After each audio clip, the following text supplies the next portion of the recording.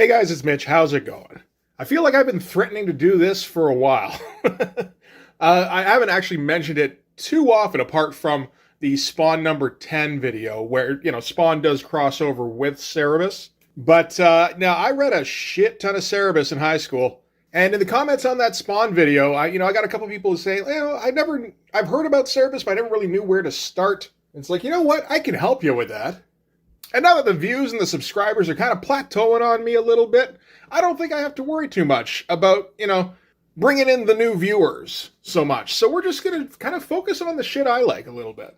So today we're going to look at Cerebus number 1. So just before we get into it, if you enjoy the channel, if you feel like you might want to help out a little bit, go over to my Patreon and subscribe there. They'll give you access to everything I do. Helps out the channel and helps to buy new comics. So, I'm not even sure where to start. I guess we can do a quick recap on what Cerebus is and who Dave Sim is. Dave Sim is the author of Cerebus. He did both the writing and the drawing, and the lettering, and he was assisted by his wife, Denny, first as the kind of a publisher, and I think more in an administrative capacity, until sometime in the mid-'80s where they just had irreconcilable differences and, split up, divorced. And right around that time, Dave also started hiring a local drafting student named Gerhard to start doing the backgrounds for him. And Gerhard was kind of a background savant. And I say was, he still is, but, you can actually still order Gerhard prints, and they're kind of fucking crazy. If you just, painstakingly precise cross-hatching, which I kind of do. So from that point in the mid-'80s, it was a two-man job. It was Dave doing the writing and the drawing of the characters, and it was Gerhard doing the drawing of the backgrounds, and that would continue right up until the end of the book, around issue 300, because that's how long the series went. And that number was a goal of Dave's. He decided sometime around issue 11, after a nervous breakdown, that Cerebus should be... It bugged him a little bit that most comics, if you tried to read them as a sequence of, say, like chapters or something, they didn't make any kind of fucking sense. And they wouldn't. There's different creators involved. It's over different eras. It's always going to have to try and grab, whatever kids are available at that time, and you can't expect them to do fucking research. Dave decided he was going to do his comic as the story of his main character's life. And you were going to follow him throughout the story of his life. And as he met people, as people wandered in and out, sometimes he was more of a main character, a lot of the time, really. And then sometimes he was more of a background character. And the series would end with the death of the main character. And all that shit happened. A lot of other shit happened on the way. If we're talking about just kind of an overview of Cerebus, the title as a whole, there was an anti-feminist undertone that started making itself known, I would say, sometime in the mid-'80s. Maybe not too long after Denny and Dave got divorced. And that would kind of gain steam as the series progressed, until we got to like the early 90s, issue 186, where he went on essentially like a 16-page text diatribe about the evils of feminism and about how women are just, you can't really trust them. They're kind of creativity vampires and, all this other stuff. Which I think cost him probably a whole bunch of his audience. And he would kind of continue to alienate himself from his remaining audience as he would keep doubling down on the anti-feminist thing. And then he would also get religion. And there's parts of towards the end where it's just gigantic blocks of text as he's translating the fucking Bible. So by the time he got to the end of the series, I'm pretty sure we're talking about a circulation of, I don't know, if it's 10,000, I might be a little surprised. And really everything he's kind of done since then has pretty much been ignored. Dave himself has pretty much been dismissed as, a weirdo, hard right-wing religious crank. Which I guess is like, not exactly far from the truth or anything, but it does make things kind of a drag. Because this comic is really fucking good. And I can't tell anybody about it without, just kind of being like, oh, by the way, don't tell anybody that you have this or you'll probably get canceled. So we're not going to bother with all of the stuff surrounding Dave and his opinions. There's been plenty of pieces done on that. I don't give a shit. We're going to talk about the fucking comic. So Cerebus, the comic, starts in December of 1977. Dave Sim had a little bit of experience in small press before that. He'd done a couple of things for something called Fantasia. There was a thing called Graphic Fantasy where, you submit like a strip or a short story, that kind of thing. He'd never done a complete, 20 pages. And he'd never done anything on his own. He wasn't technically on his own because he had his wife helping him out and her brother and sister, I believe it was. And they decided they were going to do it like a fanzine kind of thing called Cerebus. And that is the way the publication would have gone if the printer hadn't ripped them off for originals and the printing fees. And they were just kind of stuck at square one again. So in the meantime, somebody realized that Deddy, which was Dave's wife, had misspelled Cerberus as Cerebus. And Dave just went, okay, that's all right. That'll just be the name of the little aardvark mascot character I came up with. And then it wasn't much of a leap to go from there to, why don't I try doing a comic about the Cerebus character? He's a little anthropomorphic, barbarian, aardvark guy. I like Barry Windsor Smith Conan comics. I could probably do a bit of a pastiche on that for a little while. And thus, Cerebus #1 came about. This, of course, is not Cerebus #1 exactly. This is Cerebus Bi-Weekly. These are the reprints that were done in 1988. So if you want to ever think about the kind of money Dave Sim was making in the 80s, like his comic had a circulation of about 30,000, and he was putting out bi-weekly reprints, and he had basically no staff. So yeah, he was doing okay there. So we get a full reproduction of what the inside cover of the issue 1 looked like, as well as this forward piece that was taken from the Swords trade paperback. And Swords was the first attempt at collecting reprints, where he collects, I want to say it's just 4 issues at a time. I think there's 6 Swords reprint volumes in total. So we get that as well in here. It's just nice to have a little supplemental material. It does mean we're kind of starting off on the wrong foot here, or the wrong page anyway. But this would have been the first thing you saw when you opened up Cerebus #1. This is the first drawing, really, of Cerebus, apart from, just a little design thing that would have been for a mascot. This is Cerebus the Barbarian Aardvark riding into town on his probably a horse. This is 1977. This is a guy who doesn't really have any professional experience and has very limited amateur experience. And a guy who's really more of a writer than an artist at this point. And I mean, really kind of would be going forward. It's just that he would get better at both probably better as a writer at a bit of a faster pace. And everything we're going to see, at least at this point, is going to be taken from Barry Windsor Smith on the Conan comics. We're going to get a lot of markings that Barry Windsor Smith would usually make, these kind of hatch marks. Same with on the horse here. Like, you can tell by the face, he doesn't really know how to draw a horse, and I guess he didn't have a reference for one. So he probably looked at a Barry Windsor Smith drawing of a horse. And Barry Windsor Smith was in the habit of drawing, if you drew a bush, you drew every leaf on that bush, or pretty close. And so we're going to go inside the local tavern, where a grim-faced Cerebus is going to approach the bar. And as he does so, a drunk patron goes to grab his tail, which you just don't do, or he'll hack your hand off. In the notes, Dave Sim notes this as an intentional gross-out, just to kind of tell the audience, yeah, okay, this is going to be like a cute and probably funny character, but he's also, he's serious. He can deal out some damage. And we get the Mos Eisley Cantina thing with the bartender going, I can't serve you. Until Cerebus threatens him with the sword. He's just like, you're a guest, and I always serve my guests at their tables. So Cerebus does go and find a table, which happens to lead him to these two. I mean, they're probably thieves. I don't think they ever specifically say it, but that is kind of what they are. Who have a scheme that they're going to cut Cerebus in on. And so, as they go from the tavern, they tell him what the deal is. They're going to break into a tower that's owned by a sorcerer in the hopes of stealing the flame jewel from him. So kind of standard barbarian stuff. And Cerebus isn't going to just wait in the bushes for an opportune moment. Cerebus prefers to just charge into the fray and let the chips fall where they may. And we're seeing here, he doesn't have, I would say, like a natural affinity for drawing backgrounds, which would really kind of display itself like 70 issues later when he hires Gerhard to draw backgrounds for him. Although, if you have access to a Gerhard for your backgrounds and you don't use him, there's something fucking wrong with you. So all of this stuff here, he's taken pretty much directly from Barry Windsor Smith pages. So elements that BWS has used previously. You get a lot of these kind of Art Nouveau swirls all over the place. There's some nice looking stuff here though.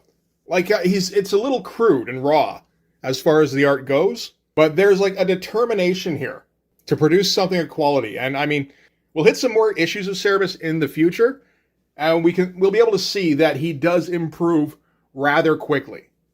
So while they charge across the open courtyard, they trigger a magical response, which is a shadow beast of some kind, which takes on sort of an enlarged version of Cerebus' form. And Cerebus doesn't leap into action on this. He's just going to kind of back up and take swipes at it and kind of wait for any kind of opening. And in this case, swipes mean like a swipe of white across the body of the shadow here. Which is, cool. It's a graphic element, and otherwise, like, you wouldn't be able to really see any kind of progress that he's making. It actually feels a bit like he's biting into it here. And you know what? I forgot that I actually have a copy of Cerebus Issue 1 Remastered, which has much clearer copies of the artwork. I mean, you can see, like, there's just a lot of bleeding together here that we're not going to get here because this is digital high-res stuff. So I think from here I'm going to switch off. It does mean we're fucking up the order on the pages, so you have to forgive me for that. So anyway, he takes one last swipe at it, falling backwards, and the beast just kind of turns into a regular shadow as it dies. So we've got our first kind of neat action sequence, which was pretty short. Just like a page and a half, really. But enough to get you kind of interested. And enough to tell you that there's a bit more to Cerebus than just like standard barbarian stuff. He's kind of like Conan in that regard. In that, yeah, he's a tough aardvark, but he's also got one foot in the magical world as well. And it's interesting, I think... Yeah, the zipatone he's using on Cerebus here is lighter than what he used in the actual issue. Or at least what's in the reprint. Because in the reprint, it's actually very dark. Which was something I was going to talk about a little bit, but don't really need to now, I suppose.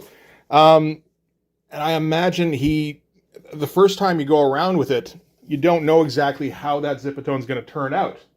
Particularly when you've already dealt with a printer who ran off with your shit. So maybe you don't want to, test them too much. So yeah, they've adjusted it for the remastered version here, which is interesting. So from there, we cut to inside the tower. This is the sorcerer who owns the flame jewel that they're going to be trying to steal. So he summons up an energy incantation, which he blasts at him, doesn't make any contact, and we get kind of our first indication that there might be some humor to this comic, as he says, my aim is getting lousy too. And again, some nice stuff, I assume, BWS. It looks all right. Like, there's enough stuff to fill the background without it getting too cluttered. So from there, they pass through other corridors that are full of skeletons. And as they pass through the skeleton-filled corridors, one of them wakes up and attacks Cerebus. So we get our Ray Harryhausen skeleton fight here. And it keeps taking swipes at him. It's not moving particularly slowly, which you might expect from skeleton. It's going pretty quickly, and Cerebus knows not to open himself up with an attack. So he's just going to defend until he gets an opening, like he did with the Shadow Beast. Which is not what he's supposed to do. The sorcerer says, why doesn't he attack like the others did? And it keeps pushing him forward, and Cerebus spots his moment, tackles the skeleton, and the bones go flying everywhere. And nice use of vertical panels. This is a bit inventive for a guy who doesn't have a whole lot of experience. Now, that being said, he did grow up reading comics in the 60s and 70s, where there's a lot of weird shit going on. So, he would have read Steranko when he was a kid, some of the weird photographic shit that Jack Kirby was doing. He's got a buddy named Gene Day, who's a pretty fucking good artist. And I think is going to be working for Marvel pretty soon, actually. So it's not like he's completely starting at ground zero. He's got a background in some weird shit. And over the course of the lifetime of the series, we would see that Davison has a commitment to expanding what he can do with the medium as an art form. So not just in terms of increasing his writing and drawing ability, but also trying out new kinds of page compositions, pushing what he could get away with in terms of how a page is constructed, and seeing what he could get away with in terms of, what is the ratio of words to pictures that I need in order to keep it a comic? So, if I do an entire page full of text, and then an opposing page with a single static image that seems unrelated, is that still comics? And that process would get him into a little bit of trouble in about 185 issues. But at least for now, he's still just kind of trying out a couple of new things as a raw rookie. So they've made it past two obstacles that the tower has to present for them. So now it's time for obstacle number 3, which is some hallucinogenic flowers. It is the 70s after all. And we're going to get some crazy fucking twisted fisheye stuff. I'd say most of it works. There's like the odd bit here and there that's a little awkward, but like way, way more of it looks appropriate and in terms of like the stretching. I like the stuff like this, like how the floor is stretching differently than how the rest of them are. And like, again, this shot here works completely. This one too, as he kind of slowly concentrates back to a point where he's in control of his faculties. And so you can see him kind of solidifying here while his head is still stretching out. That's a great fucking page. It might have been fun to do, or it might have been a gigantic pain in the ass. So that's obstacle number 3 over and done with. And the thieves are starting to get like, okay, you know what? I don't think this is worth it. Maybe we should start heading back. And at this point, Cerebus is invested. He's like, no. You promised me my pouch of gold. You're going to get your flame jewel. And we still have seen very, very little in terms of comedy in this issue. Like, there's the little bit with the bartender at the beginning. There's the fact that he's an aardvark at all. And then doing these, badass barbarian things. And then there's the bits with the sorcerer. That's kind of it, really, to start with. The comedy would quickly become much more the focus of the comic as it progressed. So yeah, they keep making their way further into the tower. Again, more BWS stuff in the background here, I'm sure. And Cerebus noticed that they've been walking in a circle for a while now. So really at this point, they're just kind of waiting for the sorcerer to present himself, which is what he does at this point, as a giant tentacle dragon. Shit. All right. And that's a pretty impressive splash.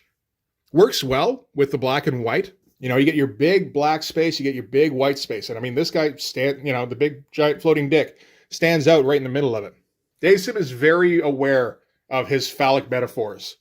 Again, later on in the series, he puts them to good comedic use. It's interesting. You look at the close-up at the scales on the dragon's neck here. There's just a whole lot of scribbling. That's a lot of just noodling away, just filling up space. It's good stuff. So the thieves, of course, get swept up by the tentacles, and they're no match for the beast. Cerebus, though, closes his eyes and goes swinging, searching for the sorcerer, because it's an illusion spell, as all these spells have basically been. As the sorcerer says here, if he couldn't see the conjured beast, it would be impossible to stop him. So he just kind of focuses in on the wizard's voice, and swinging his arms, kind of flicks his hand here, goes, oh, that was him. And then, catches up with him with the sword here, to which the sorcerer replies, nuts. Again, we're not going too hard with the comedy here. We're just trying to get a foothold. And the death of the sorcerer dispels the dragon creature, and the wizard himself has crumbled to dust. Cerebus figures he was probably a few centuries old. And at that point, the thieves notice the flame jewel.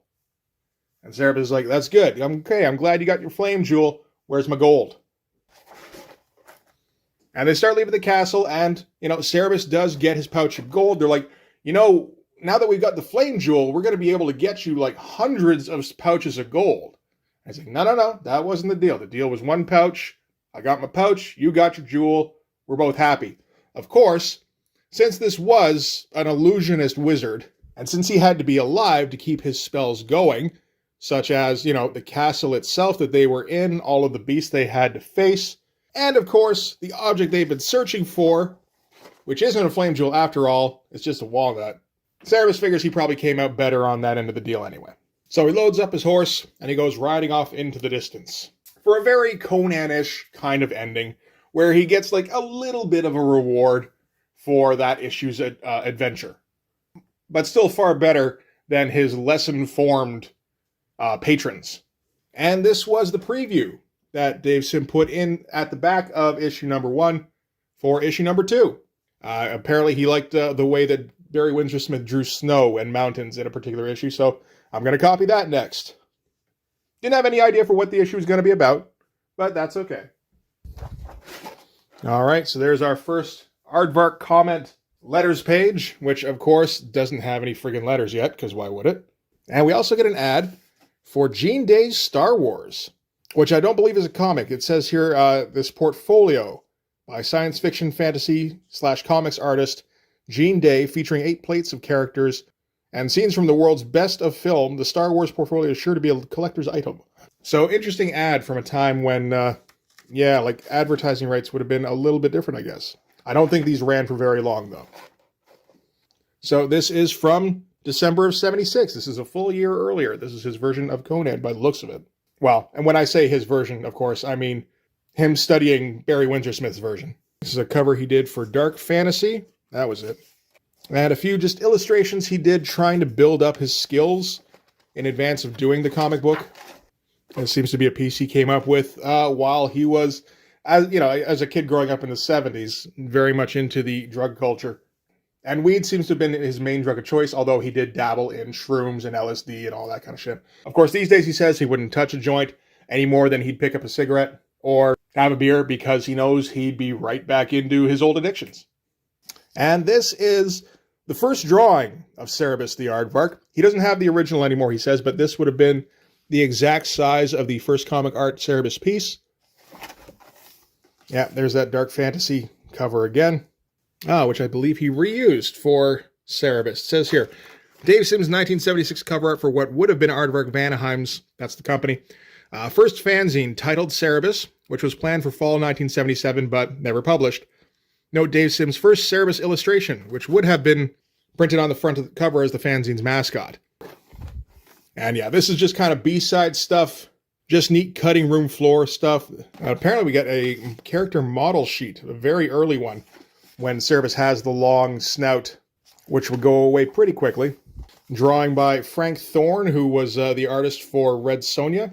Apparently he would do sketches fairly often, and he would end up actually doing a cover for Cerebus number 7. And this is his kind of riff off of the Frank Frazetta Barbarian cover, where he says here he tried to come up with a color that approximated that particular thing, but had no idea how to mix the colors for it. So he's just kind of like, magenta, cyan, and yellow make brown, right? So just, mix them together and figure it out. It'll probably look okay. So now he just reproduces that in black and white. And here we get Dave's reimagining. The first couple of pages of Cerebus number 1. So it is interesting because you get to see kind of how far he came in over the course of 43 years, because this is all done in 2020, I believe. So obviously much crisper on the backgrounds, and he's much more diligent about, just showing all the details. He's not going to try and fudge things anymore, particularly when the point of the exercise is to just, do a better version. But he's still making sure to get a few Barry Windsor Smith ticks in here on the neck, which is kind of great, actually. All over, really, on the horse here, too. Good stuff. And we get the hacked off hand here. Yeah, much more diligent about the vanishing point and everything. It's good stuff. Because again, it's not that's it. Just those first 2 pages. It's not as though Dave got a lot of practice in on backgrounds over the years. He would eventually have to pick up the last year's worth of backgrounds because Gerhard wasn't able to really keep up anymore because he was just kind of sick of the book at that point, I think. And we get kind of versions that he does these days. So this would be his version of the cover for issue 1 starring issue 300's Cerebus. Then we get the cover to number 1 starring Cerberus. And Dave, of course, fucked up his wrist somewhere, I want to say 5 or 6 years ago, where he can't actually draw that much anymore. It seems like he's able to do some stuff for a while, but he can't go at any kind of pace anymore. So he does a lot of this. This is a photocopy from, I want to say, issue 180. And this, of course, is just flat out from, I think it's Dore. And then the zombie version of Cerebus on the cover of Cerebus number 1. He did a few of these zombie covers. I'm not sure what that's about. So yeah, that is Cerebus number 1 and a bunch of other stuff too. So on its own, it's kind of unassuming. I think they got a print run of about 500 for that first issue. But as a first complete effort, it's pretty solid. The storyline is pretty good, really. It's classic barbarian stuff, where Dave kind of varies up the obstacles enough to keep the reader interested over the course of the book, which is necessary. The plot's pretty good. The script is a little bit unsure of itself from page to page. I think that would get better pretty shortly. The artwork, again, a little bit weak, but that's largely because he's not really going with his instincts on this. He's just trying to look as much like Barry Windsor Smith as he can. But yeah, anyway, the first issue did well enough and got enough of a response that they were able to go with an issue 2, and they put that out on a bi-monthly schedule, so every 2 months. And eventually the circulation grew, where by issue 6 they had a circulation of a couple of thousand. Although, in the meantime, they're just trying to get by off of Denny's paycheck from work and whatever work Dave can pick up for, being a spot illustrator. And, they're a young couple out on their own. It's got to be a pretty harrowing time. But, of course, it would eventually sort of find its audience and grow in fame. So, anyway, that's going to do it for Cerebus number 1. I will do more issues of Cerebus going forward because you can't stop me. But yeah, anyway, that'll do it for this one. Thanks very much for watching. If you like this video, please hit like, hit subscribe, hit the notifications so you know when the next one's coming out. Go over and subscribe on my Patreon. That'll give you access to everything I do, from the Blood Force stuff to the YouTube videos before they get uploaded to YouTube, as well as some Patreon exclusive content. You can also follow me on Instagram and DM me there for commissions, and you can go and join the Blood Force Discord server. Man, I've been kind of looking forward to doing these for a while. It's fun because I don't get to talk about Cerebus with anybody. Because like I said at the beginning, you can't get people into Cerebus, and the people who used to be into Cerebus don't talk about it a whole lot anymore. So I appreciate being able to present it to you guys. So anyway, yeah, that'll do it. Thanks again for watching. I'll see you guys in the next one. Bye-bye.